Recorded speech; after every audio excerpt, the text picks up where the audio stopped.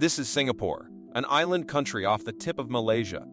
Despite its tiny size and modest manpower, the country has an economic output of almost $500 billion, making it the 33rd largest economy in the world, beating out much larger countries like the UAE, Vietnam, and even Malaysia, the country directly to its north that has more manpower, more landmass, and even more natural resources.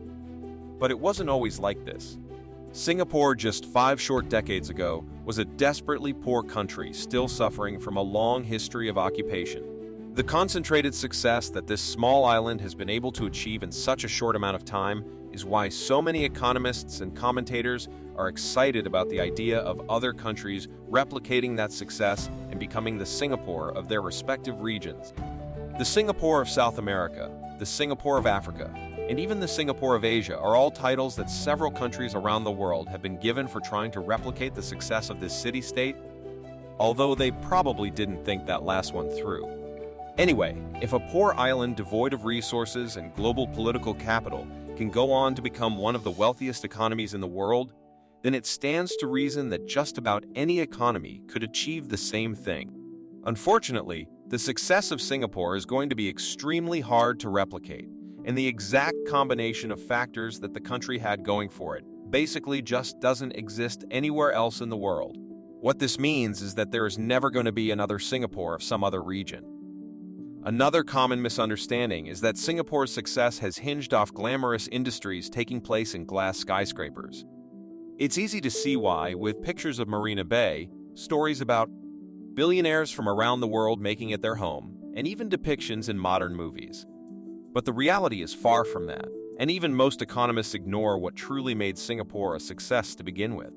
So what can regular economies learn from the rapid development of Singapore, and could it be applied to their own countries? What was it that made Singapore so successful? And finally, why is it almost impossible to replicate the success in other countries around the world? Once we've done all of that, we can put Singapore on the Economics Explained national leaderboard.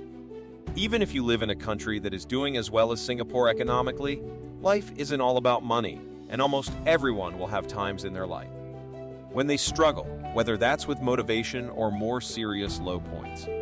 That's why this video is sponsored by BetterHelp. The modern world has become so complex that finding meaning in our place in it is harder than ever before. I use therapy not because I think there's anything fundamentally wrong with me, but because I want to feel my best self every day and work through problems that I don't want to be constantly bothering my friends and family with. BetterHelp's therapists are all licensed and qualified, and they have the knowledge and training to help support you and your mental well-being. With this online platform, you don't have to travel far to an unfamiliar setting. It's more cost-effective, and it can be tailored to your timetable so you can always make time for self-improvement. You'll be paired with a therapist after answering a few questions, and you can effortlessly and freely switch if you want to seek a better connection with another therapist. By using the link in the description to register, you'll receive not only a 10% discount on your first month with BetterHelp, but you'll also be supporting this channel at no additional expense to you. So visit BetterHelp. Come to be paired with a skilled therapist and improve your daily sense of well-being and peace. The start of Singapore's history as an independent nation was quite unusual. While a lot of countries around the world had to fight bitterly to claim independence, or in the best-case scenario were able to negotiate it with the country they were claiming it from, independence was kind of forced on Singapore. The tiny island was once a state of Malaysia, and throughout its history was used as a trade port by colonial empires. This led to the region becoming very diverse, but also very tense between all the groups that call it home. In the aftermath of the Second World War, following a bitter occupation by Japanese forces, Singapore had to be rebuilt practically from scratch. For the decades following, it was basically just a city-sized slum, with most residents living in complete poverty. Sensing the tensions that could arise from such a diverse group of people living in such an unforgiving environment, Singapore was cast out from Malaysia in 1965. The first thing that the new country had going for it was a unique brand of benign authoritarianism. The new government knew that for the country to have any hope of fixing its issues, it would need a strong, decisive hand, and that's exactly what they got. One of the first things the government did after coming to power was to reclaim vast tracts of land from private ownership at below-market rates to build affordable public housing. When people argue that their economy should be run like Singapore, they normally overlook this detail. Any policy at this scale in any advanced economy around the world today would basically be political suicide. Housing is still highly controlled in the country to this day, with a unique blend of central planning and hardcore free market mechanics. Income taxes in Singapore are famously very low. As of this year, income tax rates top out at 24%. That's only for people earning more than 1 million Singaporean dollars per year, or roughly 750,000 US dollars. That's the free market side with minimal government intervention. But at the same time, 20% of workers' salaries are still mandatorily taken by the government. But instead of going to fund government spending, it's put into a large communal investment fund that people can then use to put a deposit on a subsidized house. In addition to this 20%, an additional 16% is provided by the worker's employer as contributions towards the same fund, which is also used to fund retirement and healthcare. This means that at minimum, people in Singapore are saving at least 36% of their income, which is double the average savings rate of the USA. Singapore also has very diligent savers, even outside of these forced savings measures, with the average resident keeping 54.6% of their earnings. Now, a high savings rate means very little if the people of the country are not earning much. So the next thing the government had to do was attract industries that made sense in the tiny island nation. Early on, the country had very few advantages over its larger regional peers. They had more people, more resources, and more land to set up operations. But Singapore still had a few tricks up its sleeve. Perhaps the country's greatest global advantage is its amazing geographic position at the tip of the Malacca Strait, which is the single busiest shipping lane in the world. The reason the country existed as a trading port back in the colonial days were for exactly the same reasons, but now the people of the country had an opportunity to benefit from that position for themselves. One of Singapore's biggest industries today is a far cry from the glamour of global finance. It's basically a gas station for the world's cargo ships. As Asia developed as a center of low-cost manufacturing and countries around the world started trading more intensely with one another, Singapore set up major oil facilities to bring in oil from countries in the South Pacific and the Persian Gulf and sell it to all the ships passing through the natural bottleneck of the Malacca Straits. Given its location, and because crude oil freighters are passing through the area anyway, it's home to the world's largest bunkering port, offering prices even lower than the Gulf states themselves. Singapore does produce some oil for itself, but it's only around 20,000 barrels per day, which is a tiny, tiny fraction of the total oil volume moved through the country. To make itself even more of a one-stop shop for shipping needs, it has developed the region's largest commodities exchange, where companies and speculators can secure prices for resources that get traded all over Asia. The government's unique blend of authority and freewheeling capitalism was again instrumental in getting this industry off the ground. The oil industry requires major capital investment to be globally competitive, but the impoverished country of Singapore in the mid-1970s would not have been able to make that investment itself. It needed to attract multinational oil companies to set up the industry for it in exchange for sharing the profits into the future. When investing in a foreign country, especially one as new and potentially unstable as Singapore, international companies are going to want a compelling reason to be there. Since Singapore had few oil reserves of its own, that wasn't going to be enough by itself.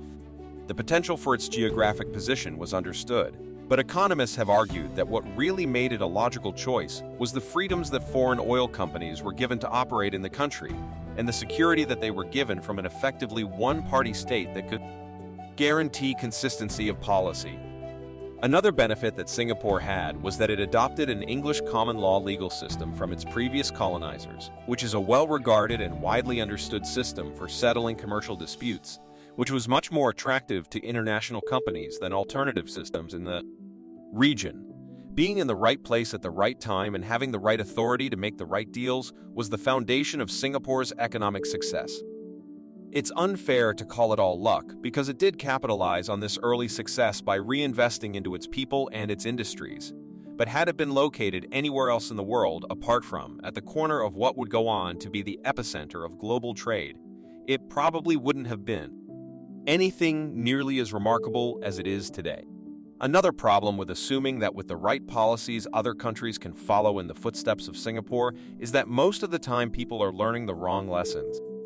Singapore is often used as a poster child for what can happen when taxes and business restrictions are low. The idea is that companies set up their operations there and contribute back to the economy in other ways. The reality is that Singapore does have taxes, and they are not even particularly great on corporations either. 17% is on the low end of average for countries around the world, and individuals can find a lot of places to live with zero income taxes. That's not to mention the other taxes that Singapore has as well, including some of the highest property taxes in the world and the insane costs associated with registering and driving a car. The average person and the average company operating in Singapore is going to end up handing just about as much over to the government as they would in most other advanced economies. They're just not going to do it in the same way. Government revenue in Singapore is roughly 18% of GDP, which is almost exactly in line with the USA.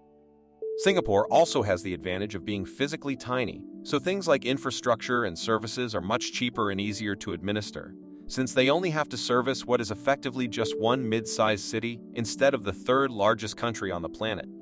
So if anything, the Singaporean government probably takes more than its fair share. It also kind of cheats a little bit. About 10% of its workforce commutes from Malaysia every single day, considering its extremely close proximity to the much larger country. These workers produce value in the economy, contributing to economic output, but they are not counted in the country's population. This means when economists put together GDP per capita figures, they are including the output of the workers up here in the numerator, but not adding them to the denominator, giving this figure an unfair advantage when comparing it to regular economies that don't have this daily cross-border workforce. This is similar to another economic outlier, Luxembourg, that is a very wealthy country in its own right, but is also helped by this unique glitch of economic arithmetic. We explored this issue in depth in our video on that country, so I don't want to repeat too much else here. By the way, slashing taxes was not the key to Singapore's success. It was instead the combination of factors that we explored in this video.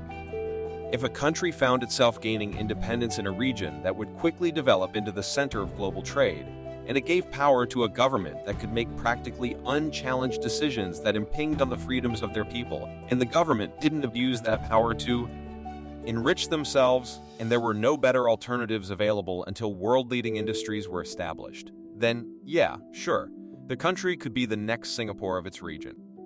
But that's a lot of ifs. And as tempting as it may be to try and become an economy as prosperous as Singapore is, there are better examples to follow, which will likely yield much better results for the dozens of countries around the world now going through their own periods of rapid development.